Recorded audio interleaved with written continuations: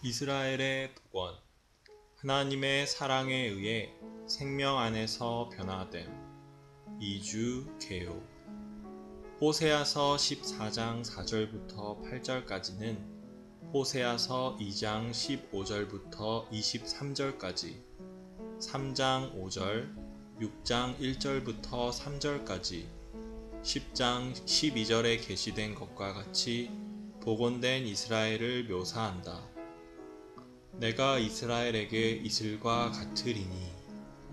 이슬은 하나님의 신선하고도 새롭게 하는 은혜를 상징하는데, 이 은혜는 하나님의 신선한 자비들을 통해 우리에게 임한다.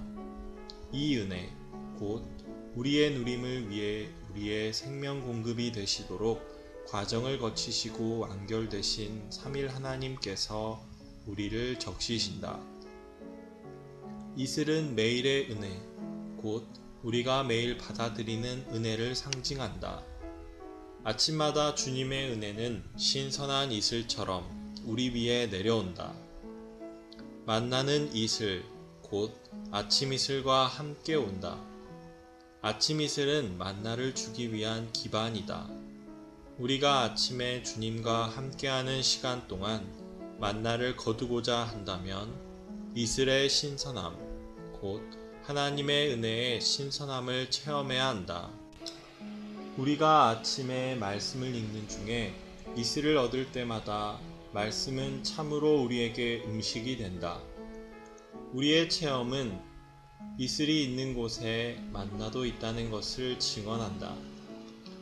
형제들이 함께 거하는 그 하나 안에 이슬이 내리고 우리는 신성한 생명을 누린다. 그가 백합화 같이 피겠고, 백합화는 하나님을 믿는 생활, 곧 하나님을 신뢰하는 순수한 생활을 상징하며 또한 하나님의 돌봄 아래 사는 이들을 상징한다. 그리스도의 연인은 자신이 낮은 위치에서 신뢰하는 생활을 하는 다만 보잘것없는 사람인 것을 깨닫는다. 그리스도는 그렇게 신뢰하는 사람, 곧 더럽고 믿지 않는 사람들 가운데서 순수하고 신뢰하는 생활을 하는 사람을 귀하게 여기신다. 하나님의 건축물의 간판과 같은 기둥인 믿는 이는 반드시 믿음으로 사는 증거를 지니면서 책임을 짊어져야 하고 부활의 과정을 통해 생명의 풍성을 표현해야 한다. 우리는 하나님께서 이다이시고 우리는 아니라는 것, 곧 그리스도께서 모든 것이시고 우리는 아무것도 아니라는 것을 깨달아야 한다. 우리는 하나님께 심판받으셨고 하나님의 거처를 떠받치는 힘이 되신 그리스도를 체험해야 한다. 우리가 이런 식으로 그리스도를 체험한다면 우리 자신을 타락하고 무능하고 자격 없으며 아무것도 아닌 사람으로 심판할 것이다.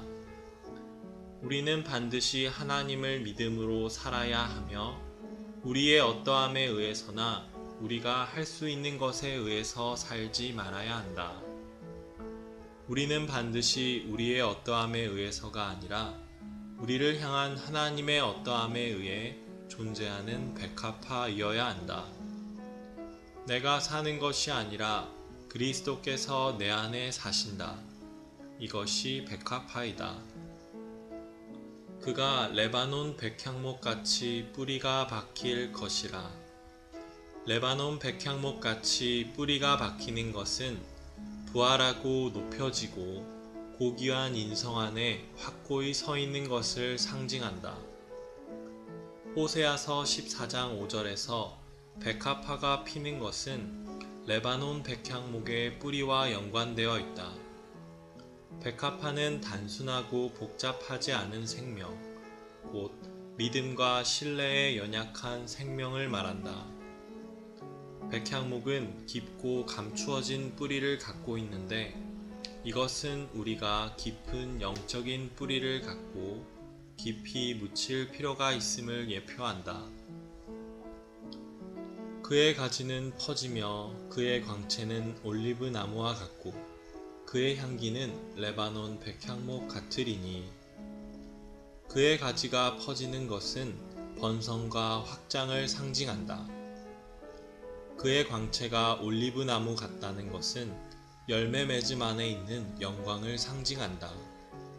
올리브 나무에는 어떤 광채도 없다. 성경은 하나님께 있어서 광채는 표면적인 광채가 아니라 참된 열매라는 것을 계시한다. 올리브 나무는 기름을 내는 열매를 맺는다. 올리브 나무의 광채는 그 열매에 있다. 마찬가지로 그리스도인의 생활의 광채는 그 영의 열매를 맺는 것에 있다. 올리브 나무의 기름은 하나님과 사람을 존귀하게 하는 데 사용되었는데 이것은 그 영에 의해 행하는 이들이 하나님을 존귀하게 하고 그 영을 공급하는 이들이 사람을 존귀하게 한다는 것을 상징한다. 그의 향기가 레바논 백향목 같다는 것은 높여진 인성 안에 있는 생활의 달콤한 향기를 상징한다. 향기는 냄새이며 냄새를 맡는 것은 가장 섬세한 감각으로서 표시도 없고 촉감도 없지만 사람에게 어떤 인상을 준다. 향기가 있을 때에 우리는 아무것도 말할 필요가 없다. 왜냐하면 향기는 감추어질 수 없기 때문이다. 올리브 나무는 성령으로 충만하고 그 영으로 기름 부음 받은 분이신 그리스도를 예표한다. 우리가 그분의 광채를 지니고 있다면 다른 사람들은 향기를 맡을 것이다. 그 그늘 아래 거주하는 자가 돌아올지라 그들은 곡식같이 풍성할 것이며 포도나무같이 꽃이 피일 것이며 그의 명성은 레바논의 포도주같이 되리라. 그의 그늘 아래 거주하는 것은 우리가 누린 충분한 은혜가 우리 위에 드리워지는 것을 상징한다. 곡식같이 풍성한 것은 만족하게 하는 음식을 산출하기 위해 생명으로 충만한 것을 상징한다. 포도나무같이 꽃이 피는 것은 기운을 북돋는 음료를 산출하기 위해 꽃이 피는 것을 상징한다. 그의 명성은 레바논 포도주 같다는 것은 맛있는 포도주처럼 명성을 떨치는 것을 상징한다. 나는 푸른 잣나무 같으니 내가 나로 말미암아 열매를 맺으리라 하리라. 푸른 잣나무는 살아계시고 변하지 않으시고 항상 새로우시며 항상 신선하신 하나님에 대한 상징이다. 하나님은 영원하신 하나님이시고 그분의 생명은 영원한 생명이다. 따라서 그분은 변하지 않으시고 항상 존재하시며 항상 새로우시다. 하나님은 그분의 백성에게 언제나 실망시키지 않는 분이시기 때문에 우리는 그분을 확실히 신뢰할 수 있고 그분으로 말미암아 우리의 열매를 얻을 수 있다. 에브라임이 여호와로 말미암아 열매를 맺는 것은 이스라엘이 여호와와 하나 된 것을 가리킨다. 이것은 유기적인 연결 그 이상의 것이다.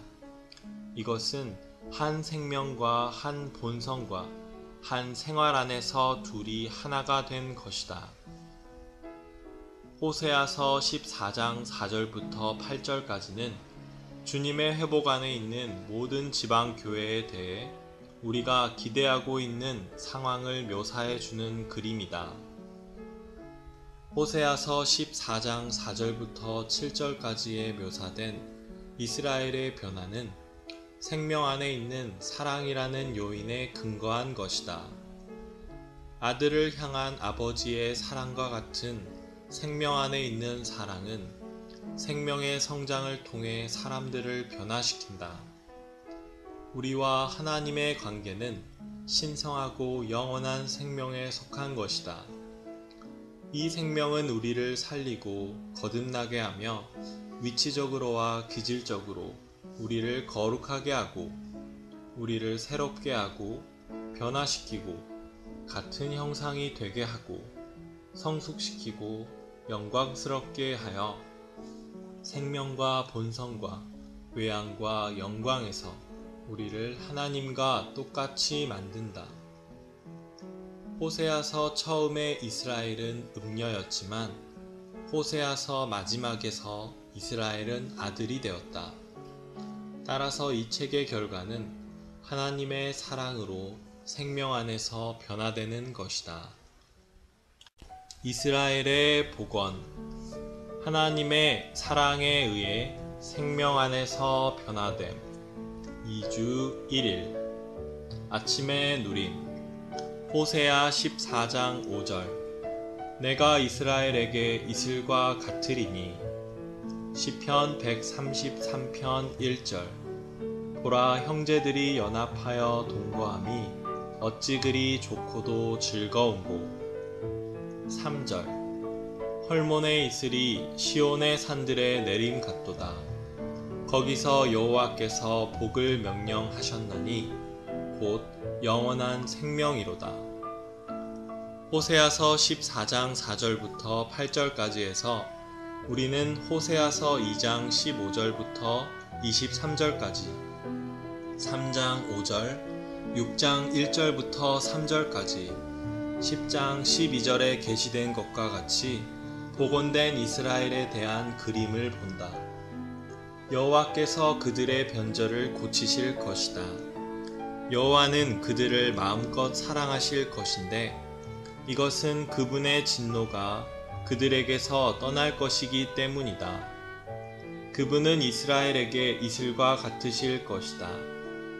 이슬은 하나님의 신선하고도 새롭게 하는 은혜를 상징하는데 이 은혜는 하나님의 신선한 자비들을 통해 우리에게 임한다. 이 은혜, 곧 우리의 누림을 위해 우리의 생명 공급이 되시도록 과정을 거치시고 완결된 삼위 하나님께서 우리를 적시신다. 높은 산인 헐몬은 이슬을 내려보내는 가장 높은 곳인 하늘들을 상징한다. 그 영의 기름 부음, 은혜의 공급이 우리가 하나 안에 사는 것을 가능하게 만든다. 오늘의 읽을 말씀. 출애굽기 16장 13절과 14절에서 우리는 만나가 이슬과 함께 온 것을 본다. 아침에는 이슬이 진 주위에 있더니 그 이슬이 마른 후에 광야 지면에 작고 둥글며 서리같이 가는 것이 있는지라. 이 작고 둥근 것이 만나였다. 민수기 11장 9절도 만나가 이슬과 함께 왔다고 말한다. 밤에 이슬이 진영에 내릴 때에 만나도 함께 내렸더라. 분명히 하나님은 이슬이 없이도 만나를 보내실 수 있었다.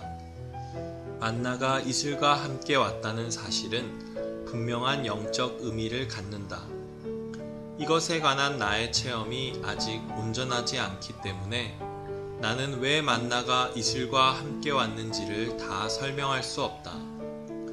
그러나 영적 체험에 따르면 나는 이슬이 매일의 은혜, 즉 우리가 매일 받는 은혜를 상징한다는 것을 지적할 수 있다.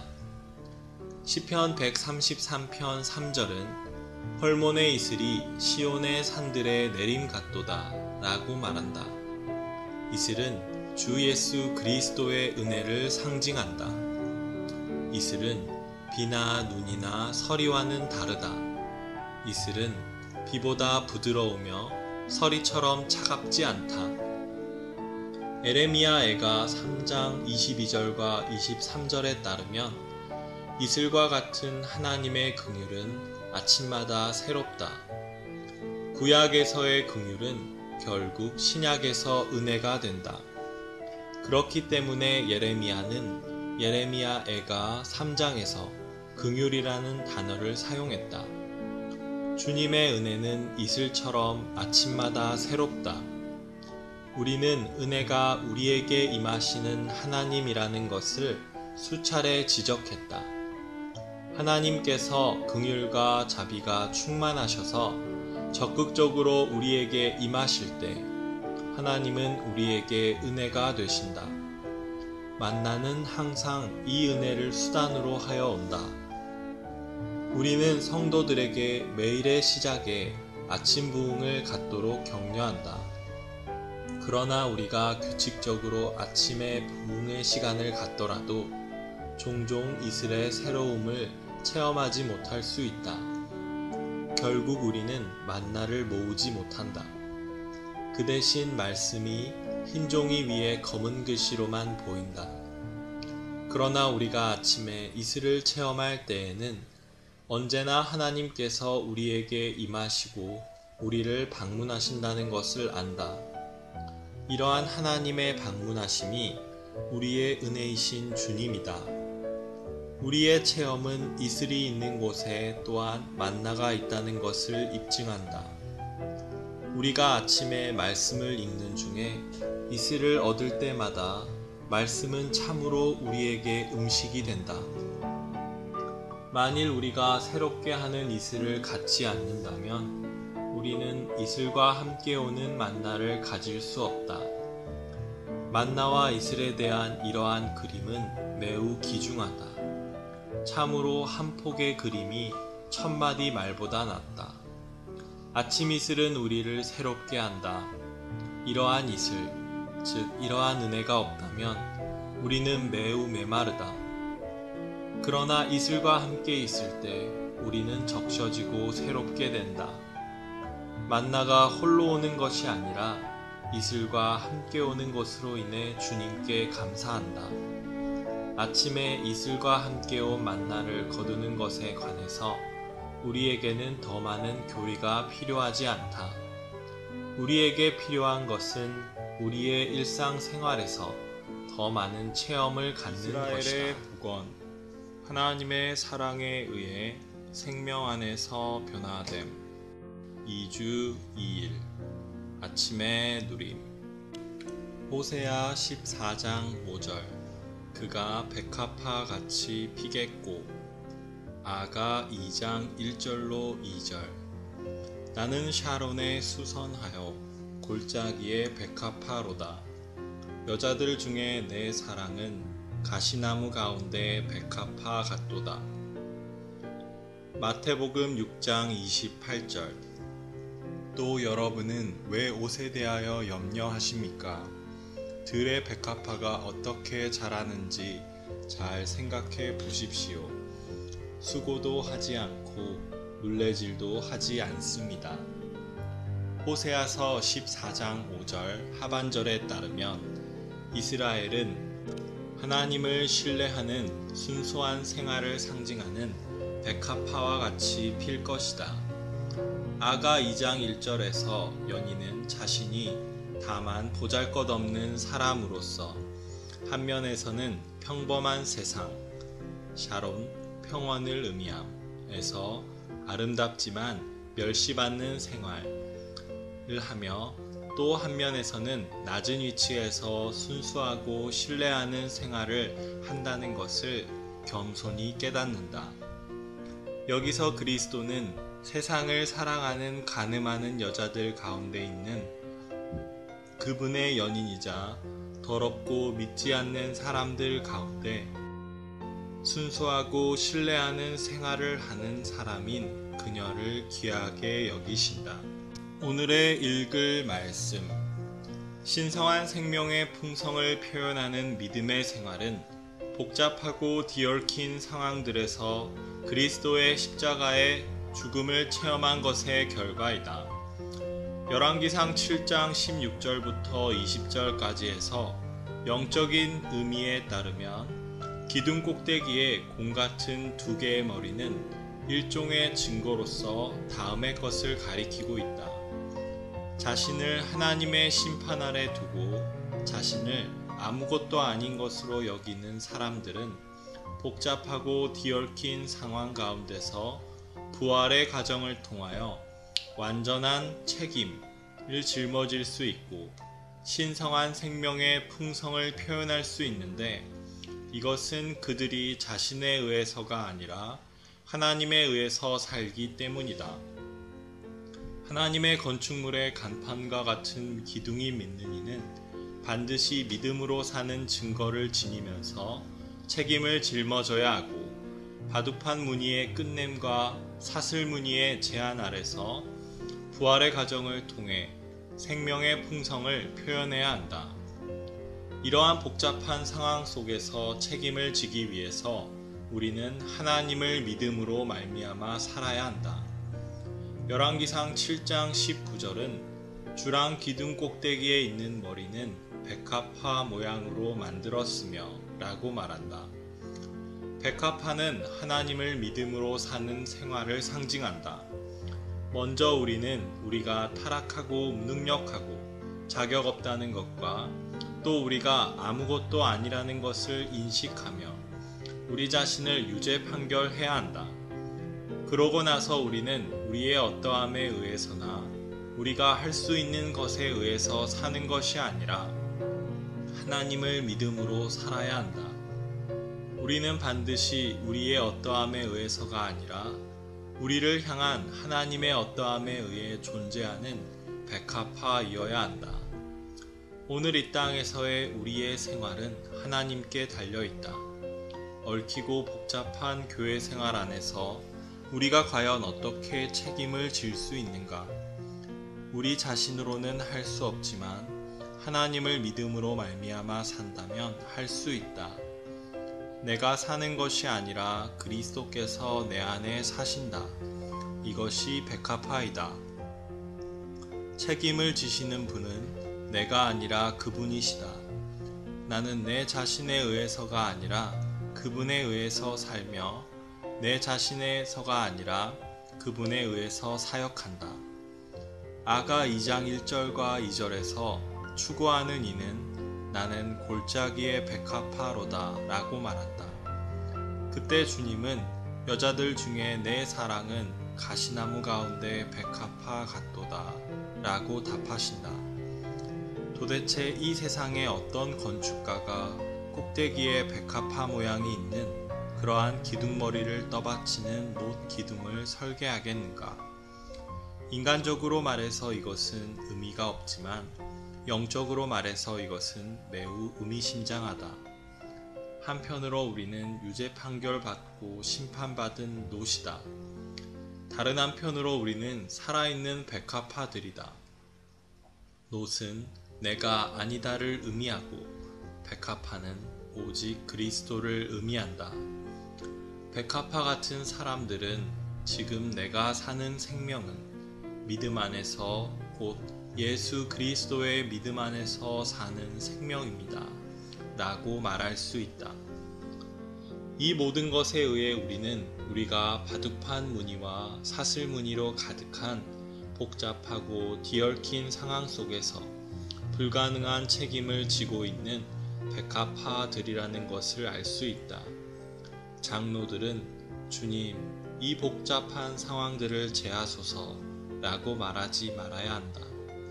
오히려 그들은 더욱 복잡한 상황들을 기대해야 한다. 내가 확신하건대 여러분이 복잡한 상황들이 없어지도록 기도하면 기도할수록 더 많은 복잡한 상황들이 생길 것이다. 바둑판 무늬로 뒤얽힌 모든 것은 그 안에서 백합화들이 자라는 기초이자 모판이다. 이스라엘의 복원, 하나님의 사랑에 의해 생명 안에서 변화됨. 아침의 누림. 호세아 14장 5절. 이스라엘은 레바논 백향목같이 뿌리가 박힐 것이라. 예레미야 17장 7절로 8절.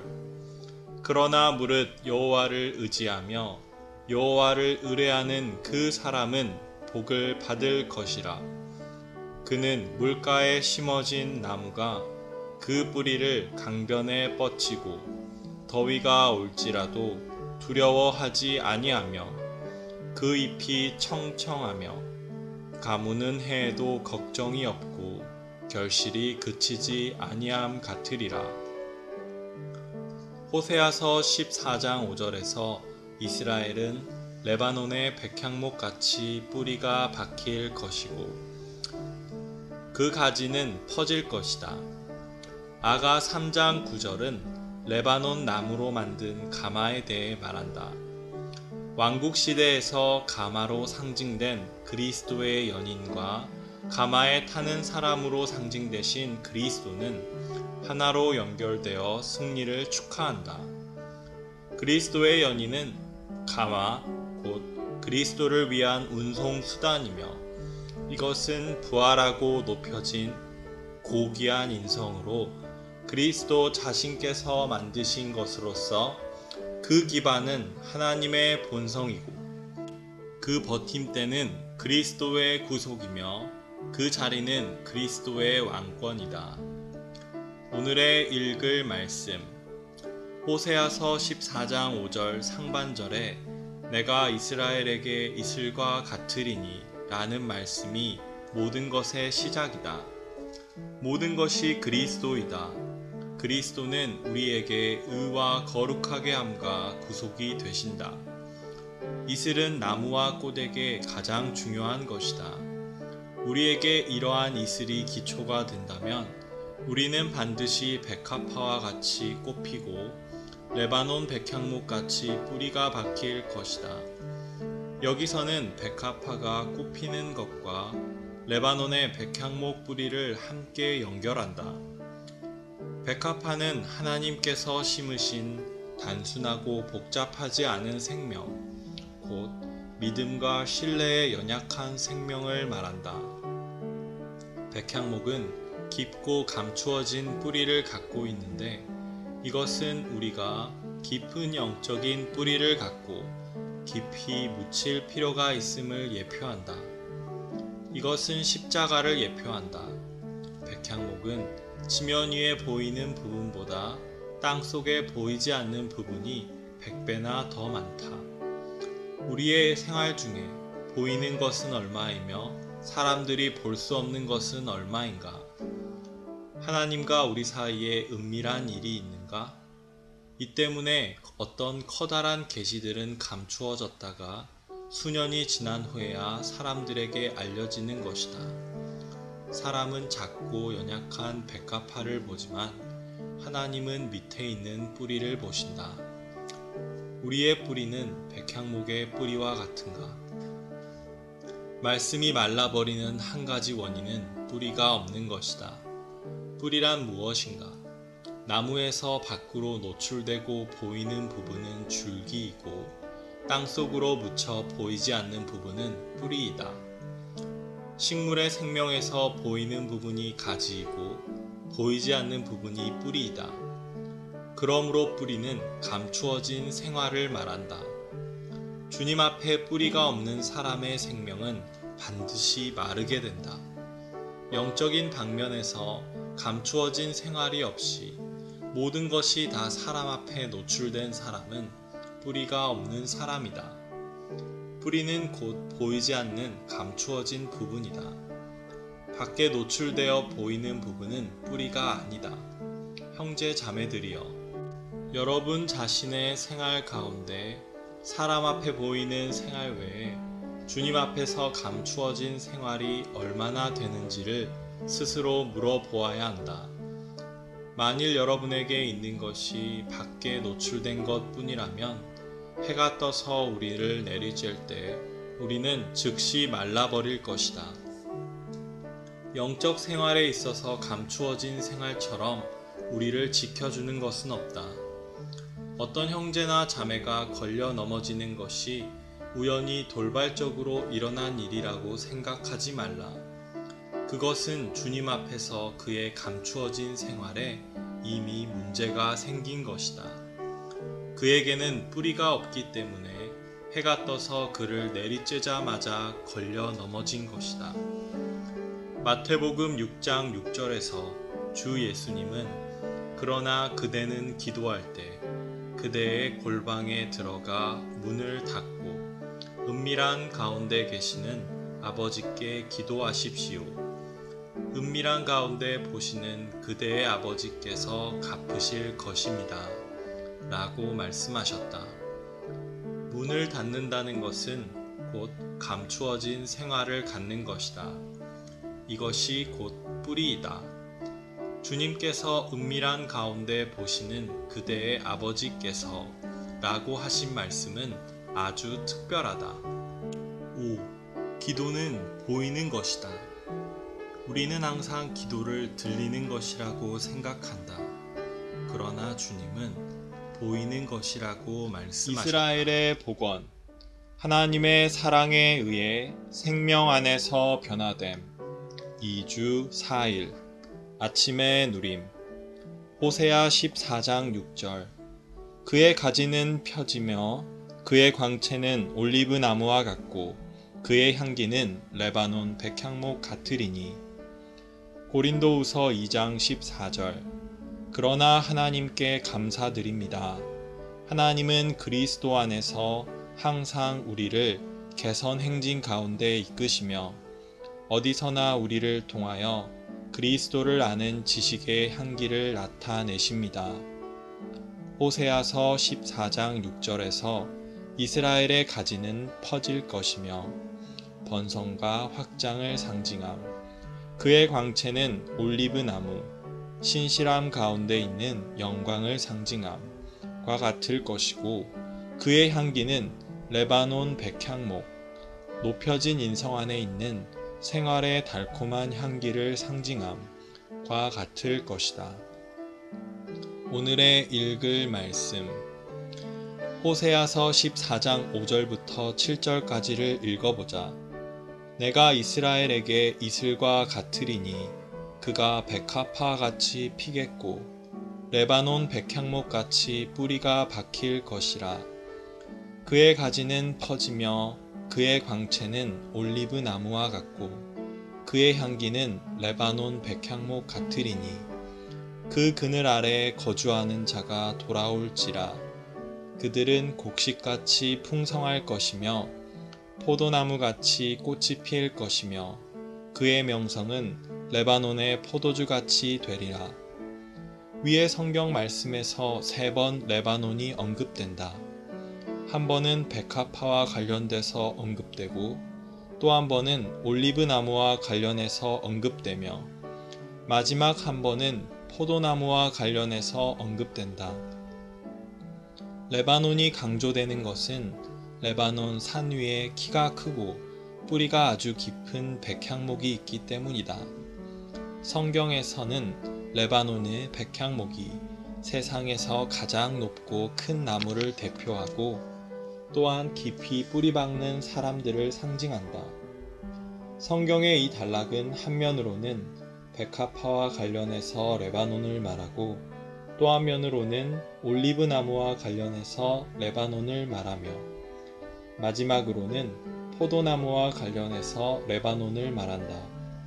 성경이 이런 식으로 말하는 것은 깊은 의미가 있다. 백합화가 왜 레바논과 연결되었는가? 백합화는 매우 순수하고 아름답다. 여기에 언급된 백합화는 들에서 자라는 것이지 온실에서 자라는 것이 아니다. 이 백합화는 원예사의 돌봄 없이 순전히 햇빛과 비와 이슬을 의지해서 자란다. 우리 그리스도인들은 골짜기의 백합화로서 하나님의 돌보심과 보호하심을 의지하여 자란다. 순수하고 아름다운 영적 생활은 하나님과의 끊임없는 교통으로 말미암아 생기는 것이다. 왜 올리브 나무가 레바논과 연결되었는가?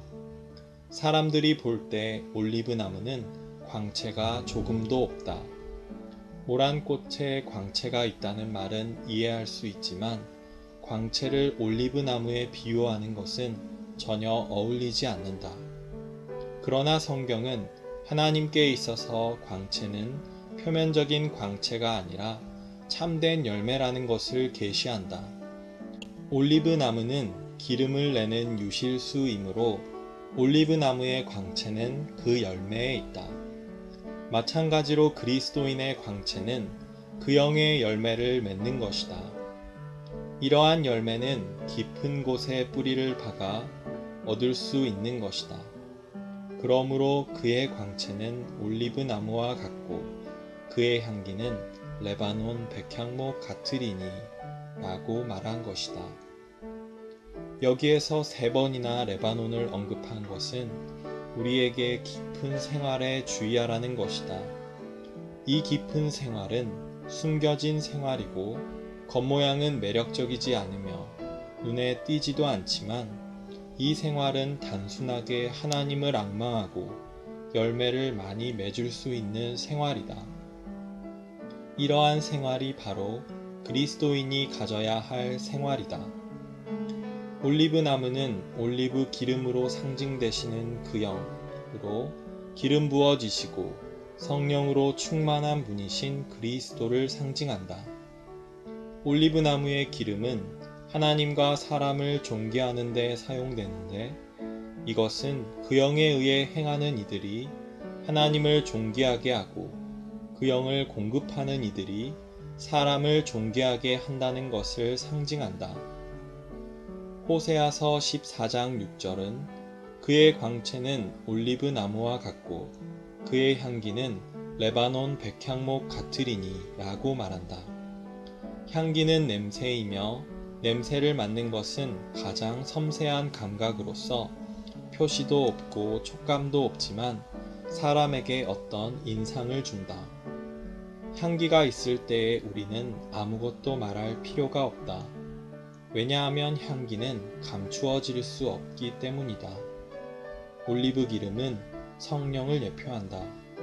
우리가 그분의 광채를 지니고 다닌다면 다른 사람들은 향기를 맡을 것이다. 이스라엘의 복원, 하나님의 사랑에 의해 생명 안에서 변화됨, 2주 5일, 아침의 누림, 호세아 14장 7절로 8절. 그 그늘 아래에 거주하는 자가 돌아올지라. 그들은 곡식같이 풍성할 것이며 포도나무같이 꽃이 필 것이며 그의 명성은 레바논의 포도주같이 되리라. 에브라임의 말이 내가 다시 우상과 무슨 상관이 있으리요 할지라. 내가 그를 돌아보아 대답하기를 나는 푸른 잣나무 같으니 내가 나로 말미암아 열매를 얻으리라 하리라. 계시록 21장 5절. 보좌에 앉아 계신 분께서 말씀하셨습니다. 보아라, 내가 만물을 새롭게 한다. 호세아서 14장 7절은 그 그늘 아래에 거주하는 그들이 누린 충분한 은혜로 드리워짐을 상징함. 자가 돌아올 것이라고 말한다. 그들은 곡식같이 풍성할 것이며 만족하게 하는 음식을 산출하기 위한 생명으로 충만함을 상징함. 포도나무같이 꽃이 필 것이다. 기운을 북돋는 음료를 산출하기 위해 꽃이 핌을 상징함. 이스라엘의 명성은 레바논의 포도주 같을 것이다. 맛있는 포도주처럼 명성을 떨치는 것을 상징함. 오늘의 읽을 말씀. 결국 에브라임은 이제 더 이상 우상이 없다고 선언한다. 하나님은 이렇게 말씀하심으로 대답하신다. 나는 푸른 잣나무 같으니 내가 나로 말미암아 열매를 얻으리라 하리라. 여호와께서 푸른 잣나무와 같으시다는 것은 하나님의 살아계심과 늘 푸르심을 상징함. 에브라임이 그분으로 말미암아 열매를 맺는다는 것은 에브라임이 여호와와 하나라는 것을 가리킨다. 그것은 또한 생명 안에 있는 사랑이라는 요인에 근거하여 놀랍게 변화되었음을 가리킨다. 오늘날 하나님은 늘 푸른 나무이시다. 그리고 그리스도 안에 믿는 이들인 우리는 이 나무의 가지들로서 그분으로 말미암아 열매를 맺는다. 이것은 유기적인 연결 그 이상의 것이다. 이것은 한 생명과 한 본성과 한 생활 안에서 둘이 하나가 된 것이다. 성경은 그리스도를 먼저 생명나무, 참 포도나무, 사과나무처럼 나무에 비유한다. 그 다음 나무의 싹이나 줄기 또는 뿌리에 비유하고 마지막으로 나무의 열매에 비유한다. 누가복음 1장 42절에서 엘리사벳은 마리아의 태중에 있는 아이, 즉 잉태되신 그리스도를 태의 열매라고 말했다. 여기서 말하는 열매와 사도행전 2장 30절에 그 허리의 열매는 모두 그리스도께서 사람의 후손이심을 가리킨다. 이사야서 4장 2절에 땅의 열매는 그리스도의 인성을 가리킨다. 요한계시록 22장 2절은 생명나무의 열매를 말하고 있다. 성경은 그리스도를 나무에 비유했을 뿐만 아니라 또한 나무의 열매에 비유한다. 이와 같이 성경은 예표와 상징을 사용하여 그리스도는 나무의 뿌리이시고 나무 자체이시며 나무의 싹이시고 가지이시며 또한 나무가 맺은 열매이시라고 말한다. 그분은 마리아의 열매이자 다윗의 열매이시다. 그분은 하나님으로서 사람이 되시어 하나님을 사람 안으로 이끌어 오셨는데 이것은 사람이 그분을 생명나무로 먹을 수 있도록 하시려는 것이었다. 호세아서 14장 8절은 하나님께서 푸른 잣나무 같다고 말한다. 푸른 잣나무는 늙지 않고 마르지 않으며 항상 푸르다. 이것은 변하지 않으시며 영원토록 항상 새로우신 하나님을 상징한다. 하나님은 영원하시며 그분의 생명은 영원한 생명이다. 그러므로 그분은 영원토록 항상 존재하시고 변하지 않으시며 세세토록 항상 새로우시다. 하나님은 영원토록 쇠퇴하지 않으시고 늙지 않으시며 영원토록 낡지 않으시고 처음부터 끝까지 동일한 분이시다. 하나님은 그분의 백성에 대해 영원토록 변하지 않으시고 영원토록 늙지 않으시며 언제까지나 낡지 않으시고 영원토록 쇠퇴하지 않으신다. 그러므로 우리는 안심하고 그분을 의지할 수 있다. 우리의 열매는 그분에게서 얻은 것이다. 모든 것을 포함하신 영은 거듭나게 하시는 영으로서 그리스도의 부활의 생명의 새로움과 푸른 잣나무 같은 영존하시는 하나님의 신선함으로 우리를 새롭게 하신다. 거듭남은 새롭게 함이다. 거듭나게 하시는 영은 그리스도의 부활 생명의 새로움과 푸른 잣나무 같은 영존하시는 하나님의 신선함으로 우리를 새롭게 하신다. 호세아서 14장 8절은 하나님께서 1년 내내 푸른 잣나무와 같으시다고 말한다. 이렇게 푸른 것은 일종의 신선함이다. 우리에게는 그리스도의 부활 생명의 새로움이 필요하며 하나님의 존재의 신선함이 필요하다. 거듭나게 하시는 영은 이러한 두 가지 것들로 우리를 새롭게 하신다. 이 새롭게 하심이 또한 분배하심이다. 그리스도의 새로움과 하나님의 신선함의 분배하심이 없다면 우리는 결코 새롭게 될 수 없다. 새롭게 되기 위해서는 우리에게 어떤 요소가 필요하며 그 요소는 그리스도의 새로움과 하나님의 신선함이다. 이스라엘의 회복, 하나님의 사랑에 의해 생명 안에서 변화됨, 2주 6일, 아침의 누림. 호세아 11장 1절.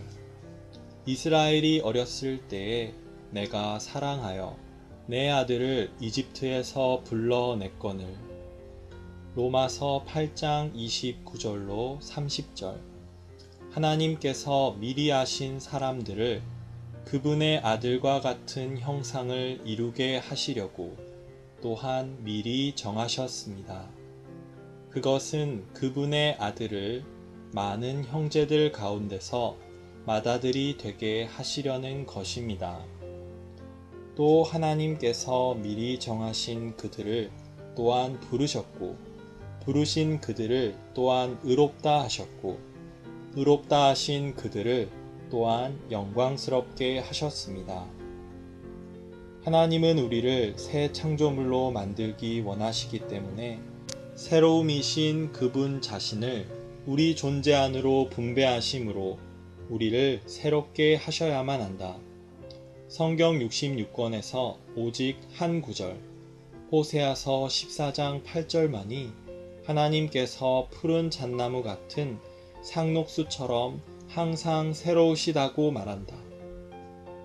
그분은 상록수이시기 때문에 그분 자신이 항상 푸른 요소가 되신다. 이제 하나님은 그분 자신을 그러한 요소로서 우리 존재 안으로 분배하심으로 우리를 새롭게 하신다. 매일 나는 늙는 것이 아니라 더욱더 새롭게 되고 있다는 느낌을 갖는다. 왜냐하면 나는 계속 새로워지고 있기 때문이다. 항상 푸른 나무이신 하나님께 속한 무언가가 내 존재 안으로 분배되고 있다.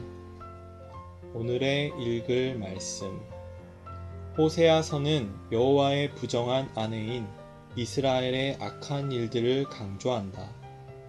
일단 어떤 아내가 부정하게 되면 온갖 종류의 악한 일이 뒤따른다. 일단 우리가 하나님을 버리면 우리 역시 어떤 악한 일도 저지를 수 있다. 여호와의 부정한 아내인 이스라엘은 완고하게 부정함에서 돌이키려고 하지 않았다. 호세아서 11장부터 14장까지는 이러한 완고함을 묘사해주고 또한 여호와의 변하지 않는 사랑을 계시해준다. 호세아서 11장 1절은 이스라엘이 어렸을 때에 내가 사랑하여 내 아들을 이집트에서 불러냈거늘 이라고 말한다. 이스라엘은 호세아서 전체에 걸쳐 여호와의 아내로 묘사된다.